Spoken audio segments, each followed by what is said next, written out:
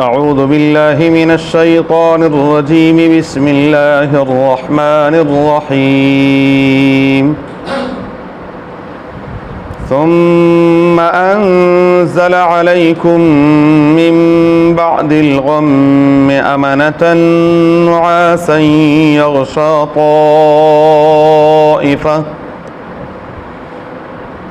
يغشى طائفة منكم وطائفة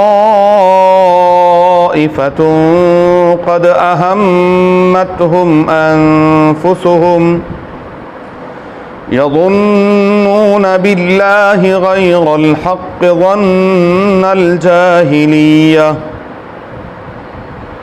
يقولون هل لنا من الأمر من شيء قل إن الأمر كله لله يخفون في أنفسهم ما لا يبدون لك يقولون لو كان لنا من الأمر شيء ما قتلنا هاهنا قل لو كنتم في بيوتكم لبرز الذين كتب عليهم القتل إلى مضاجعهم وليبتلي الله ما في صدوركم وليمحص ما في قلوبكم والله عليم بذات الصدور ثم انزل علیکم من بعد الغم، پھر اللہ نے اتارا تم پر غم کے بعد امنتاً امن، نعاساً اونگ کی شکل میں، یغشا طائفة منکم جو ڈھانپ رہا تھا تم میں سے ایک گروہ کو، وطائفة قد اہمتہم انفسہم اور ایک گروہ ایسا بھی تھا جن کو فکر میں مبتلا کر دیا ان کے اپنی جانوں نے، یظنون باللہ وہ گمان کر رہے تھے اللہ کے بارے میں، غیر الحق نا حق گمان، ظن الجاہلیہ جاہلیت کا گمان کر رہے تھے، یقولون وہ اپنے گمان کو یوں کہہ رہے تھے، حل لنا من الامر من شیء کیا ہمارے لیے بھی اس معاملے میں کچھ ہے؟ قل آپ فرما دیجئے میرے حبیب صلی اللہ علیہ وسلم، ان الامر کلہ للہ معاملہ سارا کا سارا اللہ تبارک و تعالیٰ کے لیے، یخفون فی انفسہم وہ چھپاتے ہیں اپنے سینوں میں، ما لا یبدون لک وہ جو تمہارے سامنے ظاہر نہیں کرتے، یقولون وہ کہتے ہیں لو کان لنا من الامر شیء اگر ہمارے لیے معاملے میں کچھ ہوتا تو ما قتلنا ہاہنا ہم یہاں قتل نہ کیے جاتے۔ قل آپ فرما دیجئے میرے حبیب صلی اللہ علیہ وسلم، لو کنتم فی بیوتکم اگر تم اپنے گھروں میں بھی ہوتے، لبرز الذین کتب علیہم القتل البتہ ظاہر فرما دیتے، نکال دیتے اللہ تبارک و تعالیٰ ان کو جن کے لیے لکھا گیا ہوتا قتل ہونا، الی مضاجعہم اپنے قتل گاہوں کی طرح گرنے کی جگہ، ولیبتلی اللہ اور تاکہ اللہ تعالیٰ آزمائش میں مبتلا کرے، ما فی صدورکم جو کچھ تمہارے سینوں میں ہے، ولیمحص ما فی قلوبکم اور تاکہ اللہ تبارک و تعالیٰ پاک فرما دیں جو تمہارے دلوں میں ہے، واللہ علیم بذات الصدور اور اللہ تبارک و تعالیٰ سینوں کے چھپے ہوئے بھید جانتا ہے۔ ثم انزل علیکم من بعد الغم سورہ آل عمران کی آیت نمبر 154 ہے۔ پچھلی آیت میں اللہ تبارک و تعالیٰ نے غزوہ احد کے انتہائی افراتفری کے عالم میں جو صورتحال تھی اس کا ذکر فرمایا تھا، استصعدون ولا تلوون علی احد والرسول یدعوکم فی اخراکم تم جب چڑھ رہے تھے پہاڑ کے اوپر اور ادھر ادھر دیکھ بھی نہیں رہے تھے اور رسول اللہ مبارک تمہیں پکار رہے تھے، اور پھر جب آئے اور صحابہ کرام نے رسول اللہ مبارک کا دیدار کر لیا، بس اپنے زخم بھی بھول گئے، اپنے شہیدوں کو بھی بھول گئے، اور ایک ایسی خوشی رب العالمین نے عطا فرمائی کہ تازہ دم ہو گیا رسول اللہ مبارک کا ایک دیدار کرنے سے. اور ایک اور چیز اللہ تعالیٰ نے فرمائی ثم انزل علیکم من بعد الغم امنا. اللہ تعالیٰ نے اس اتنے بڑے غم اور پریشانی کے بعد اللہ تبارک و تعالیٰ نے ان پر امن طاری فرما دیا. دل مطمئن ہو گئے, پریشانی ختم ہو گئی. اور دل کس کے ہاتھ میں ہے؟ اللہ کے ہاتھ میں ہے. اور صورتحال یہ ہے کوئی فرد ایسا نہیں ہے جو زخمی نہ ہوا ہو صحابہ کرام میں. اور میں نے عرض کیا کوئی ایسا نہیں ہے جس کا قریبی رشتہ دار سامنے تڑپ نہ رہا ہو, اس کے باوجود نیند طاری کر دی رب العالمین نے, سو رہے. ابو طلحہ رضی اللہ تعالیٰ عنہ فرماتے ہیں میرے ہاتھ سے بار بار تلوار گر رہی ہے اور میں پھر اس کو کیا کر رہا ہوں, اٹھا رہا ہوں. پھر سونا آتا ہے, نیند آتی ہے, پھر وہ تلوار گر رہی ہے. علماء نے لکھا ہے میدان کارزار میں نیند آنا یہ من جانب اللہ ہے, یہ من الرحمن ہے, کیوں وہ نیند کی جگہ نہیں ہے. ہاں میدان کارزار میں نیندیں اڑ جاتی ہیں. جی شوں کر کے گولی یہاں سے گزرے تو نیند آئے گی, ٹھک کر کے وہ سامنے تڑپ رہا ہے نیند آئے گی, وہاں نیند نہیں آتی. لیکن جب وہاں نیند آئے تو یہ من الرحمن ہے. اور جب نماز میں نیند آئے, درس قرآن میں نیند آئے, یہ من الشیطان ہے. ہاں آگے پیچھے نیند نہیں آتی, بس ادھر درس میں بیٹھے نہیں, جمعے کے لیے آیا نہیں, یہ اونگنا یہ اچھی بات نہیں ہے, یہ سستی ہے, یہ اچھی چیز نہیں ہے. اور یہ بھی عرض کر دوں بعض حضرات درس کے اندر باقاعدہ تسبیح پھیر رہے ہو, یہ ناجائز, یہ ٹھیک نہیں ہے. کچھ لوگوں کو شوق ہوتا ہے ادھر بیان ہو رہا ہے وہ قرآن کریم کھول کے بیٹھ جاتے ہیں, اور بھائی آپ کو تلاوت کتنا شوق ہے آگے پیچھے کر لیں. تو یہ نہیں ہے. اجتماعی عمل جب ہو رہا ہو تو وہاں پر پھر انفرادی ان چیزوں کو چھوڑ دینا چاہیے, کیونکہ ان کو کچھ پتہ نہیں ہوتا کہ بات کیا ہو رہی ہے. آنے واحدہ میں انسان ایک طرف متوجہ ہو سکتا ہے, یا تو وہ ذکر کی طرف متوجہ نہیں ہوگا یا ادھر بات کی طرف متوجہ نہیں ہوگا, اور دونوں نقصان دہ. تو اس لیے جب جو کام ہو رہا اسی کی طرف توجہ کرنی چاہیے. بہرحال تو اللہ تبارک و تعالیٰ نے جنگ کی حالت میں اس عالم میں پروردگار عالم نے نیند طاری کی, اور وہ نیند ایسی تھی کہ تھوڑی دیر کے بعد ایسے جب دیکھا تو ساری تھکاوٹ دور ہو گئی اور وہ سب کچھ ختم ہو گیا. یہ اللہ کی شان ہے. جن خوش نصیبوں نے حج کیا ہے, جب آپ عرفات سے واپس آتے ہیں اور واپس آ کر مزدلفہ میں رات گزارتے ہیں, اور مزدلفہ عجیب و غریب جگہ ہے. مزدلفہ میں نیچے سارے کنکر ہیں, اور وہ کنکر بھی بڑے تیز قسم کے ہیں, سخت ہیں. اور وہاں باللہ ماشاءاللہ اگر کسی کے پاس کوئی چٹائی وغیرہ ہو, ورنہ تو عموماً کیا ہے چٹائی بھی نہیں ہوتی, کوئی چادر کوئی رومال یا ویسے ہی بس لیٹ گئے. لیکن یہ نیند بڑی عجیب ہوتی ہے. یہ 2-4 گھنٹے کی نیند ایسی ہوتی ہے کہ جب آپ اٹھتے ہیں تو ایسے لگتا ہے کہ آپ پتہ نہیں کتنے گھنٹے سو کر اٹھے. اللہ تبارک و تعالیٰ عجیب سکون نصیب فرما دیتے ہیں. ایسے ہی پروردگار عالم نے فرمایا جب نیند طاری کی اور اونگنے لگے, اس کے بعد جب یہ تازہ دم ہوئے تو فرمایا ہم نے ایک جماعت پر اللہ تبارک و تعالیٰ نے, ایک اور جماعت بھی تھی, وطائفتٌ قد اہمتہم انفسہم, کچھ ایسے تھے منافقین تو پہلے ہی نکل گئے تھے, راستے سے واپس ہو گئے تھے. کچھ جب ادھر آئے تو انہوں نے کہا جی ہماری تو بات ہی نہیں مانتے, کس سے لڑنا ہے, ادھر ان پتھروں سے لڑنا ہے, یہاں تو کوئی ہے ہی نہیں, چلو چلتے ہیں. واپس چلے گئے.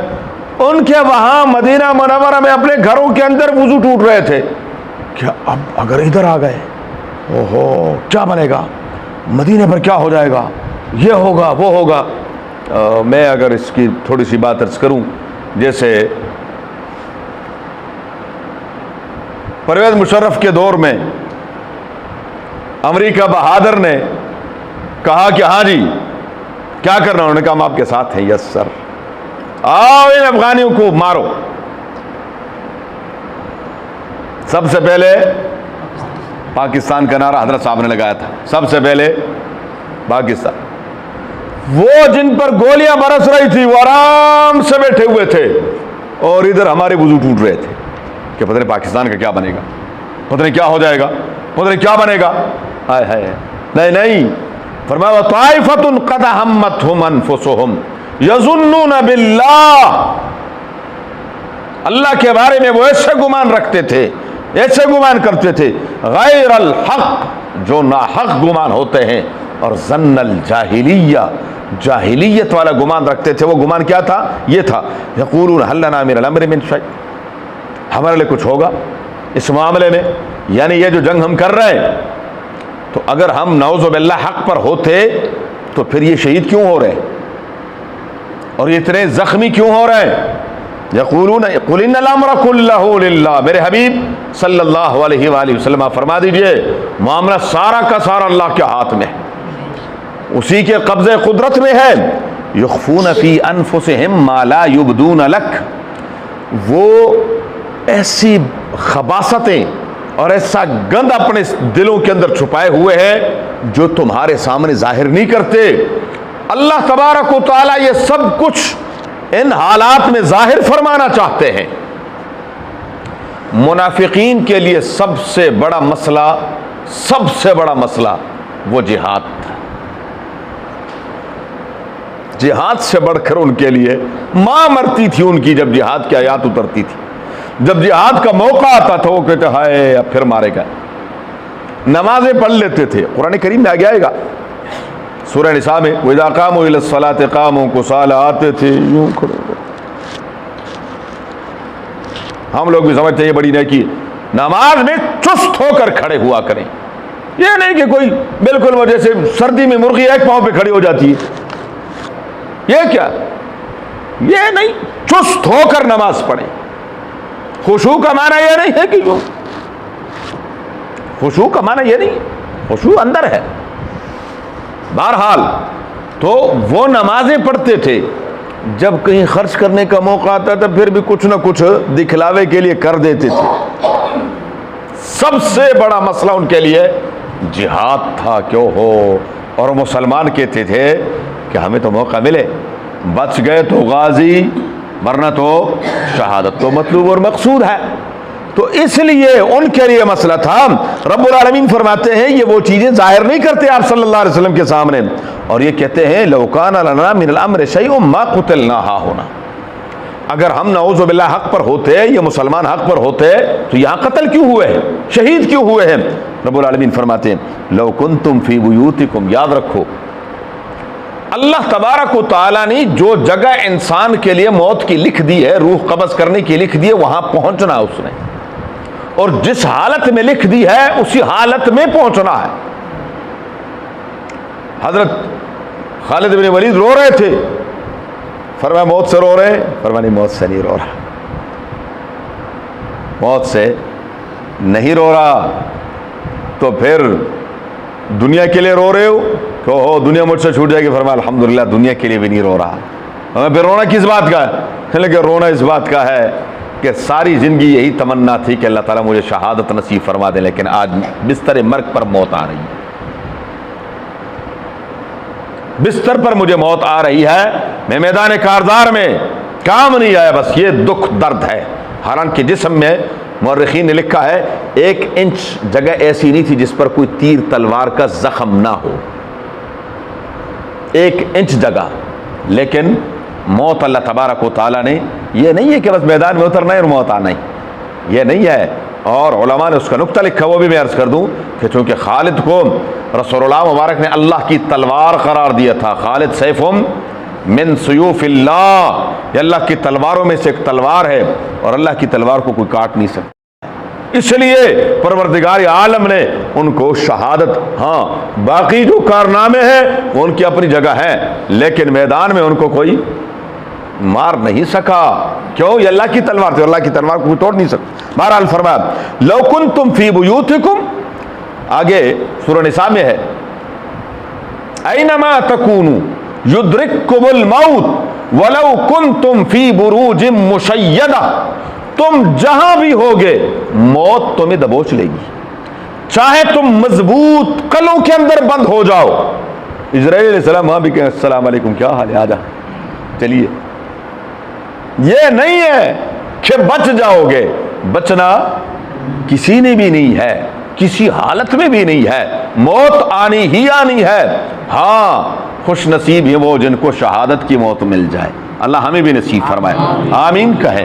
ہاں اللہ تعالیٰ ہمیں، مرنا ہم سب نے ہے اور مرنا ٹائم پر ہے، یاد رکھیں مرنا اپنے وقت پر ہے. خدا کی قسم ایک سانس نہ آگے نہ پیچھے، اللہ کا وعدہ. ہم کیا سمجھتے ہیں کہ نہیں جی بس نہیں، لیکن اللہ تعالیٰ ہمیں اچھی موت نصیب فرمائے. اور فرمایا لو کنتم فی بیوتکم، اگر تم اپنے گھروں میں ہوگے تو لبرز الذین کتب علیہم القتل الی مضاجعہم، اللہ تعالیٰ تمہیں نکال دے گا اپنی قتل گاہوں تک، تمہیں پہنچا دے گا. یہ اس کا وعدہ ہے کہ پہنچانا میرا کام ہے. روح اسرائیل علیہ السلام نے قبض کرنی. سلیمان علیہ السلام کے دور میں مشہور واقعہ ہے، حضرت اسرائیل علیہ السلام آئے تو اور ایک شخص کو گھور کر دیکھا کہ تو یہاں کر کیا رہا ہے. خیر اس نے پہچان لیا کہ یہ کون تھے، کہ یہ اسرائیل علیہ السلام، تو مجھے گھور رہے تھے، غصے سے دیکھ رہے تھے. میں کہا اچھا پھر آپ کیا چاہتے ہیں؟ انہوں نے کہا مجھے دنیا کے دوسرے کونے میں پہنچا دے. سلیمان علیہ السلام کو اللہ تعالیٰ نے بے مثال حکومت عطا فرمائی تھی. ہوا کو حکم دیا اور اٹھایا بندے کو، وہ لے کے ادھر. جب وہاں گئے کہنے کہا السلام علیکم کیا ہے؟ کہنے کہا آپ یہاں؟ کہنے اس لیے تو میں آپ کو گھور کے دیکھ رہا تھا کہ آپ کی روح وہاں قبض کرنی تھی اور تو وہاں بیٹھا ہوا تھا. وہ قادر مطلق ہے. وما تدری نفس بأی ارض تموت، سورہ لقمان کی آخری آیت. رب العالمین فرماتے کوئی نہیں جانتا کس کو موت کہاں آنی ہے، یہ اللہ نے لکھا ہوا ہے. یہ تقدیر ہے انسان کی کہ اللہ نے جس جگہ لکھ دیا ہے موت وہیں پر آنی ہے.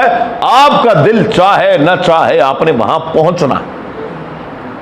یہ رب العالمین کا وعدہ ہے، اس کے لیے کوئی مشکل نہیں ہے. تو فرمایا میں تمہیں وہاں پر نکال دوں گا.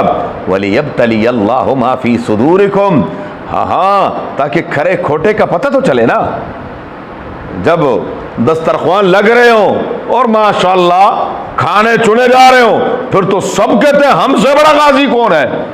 غازی کا پتہ تو تب چلتا ہے جب میدان کارزار کی بات ہوتی ہے. پھر اچھا ہمیں ذرا تھوڑا سا تقاضا ہے، آپ چلیں اور میں بعد میں دیکھ لوں گا. ہاں پھر تقاضے نکل آتے ہیں، وہاں پتہ چلتا ہے. وَلِيُمَحِّصَ مَا فِي قُلُوبِكُمْ، تاکہ پاک کر دے دلوں کے اندر جو کھوٹ ہے. کیونکہ مصائب جو ہیں یہ اہل ایمان کے لیے کیا ہے؟ یہ رگمال ہے. رگمال جو دلوں میں جو کھوٹ، معمولی کوئی غلطیاں کوتاہیاں، ان کو صاف کر دیتے ہیں مصائب اور تکالیف. واللہ علیم بذات الصدور، اور اللہ تبارک و تعالیٰ سینوں کے چھپے ہوئے بھید جانتا ہے. ان الذین تولوا منکم یوم التقى الجمعان، آگے مزید تذکرہ ہے منافقین کا انشاءاللہ زندگی. اللہم صلی علی محمد و علی كما صليت على ابراهيم وعلى ال ابراهيم انك حميد مجيد. اللهم بارك على محمد وعلى ال محمد كما باركت على ابراهيم وعلى ال ابراهيم انك حميد مجيد. اللهم ارحمنا بالقرآن العظيم، اللهم ارحمنا بالقرآن العظيم، اللهم ارحمنا بالقرآن العظيم واجعله لنا اماما ونورا وهدى ورحمة يا رب العالمين. اللهم ذكرنا منه ما نسينا وعلمنا منه ما جهلنا وارزقنا تلاوته آناء الليل واطراف النهار واجعله لنا حجة يا رب العالمين. اللهم نبر قلوبنا بالقرآن وزين أخلاقنا بالقرآن ونجنا من النار بالقرآن وادخلنا الجنة بالقرآن. اللهم حصل مرادنا ويسر أمورنا، اللهم حصل مرادنا ويسر أمورنا، اللهم حصل مرادنا ويسر أمورنا بجاه حبيبك المصطفى ونبيك المرتضى صلى الله عليه وآله وأصحابه أجمعين برحمتك يا أرحم الراحمين.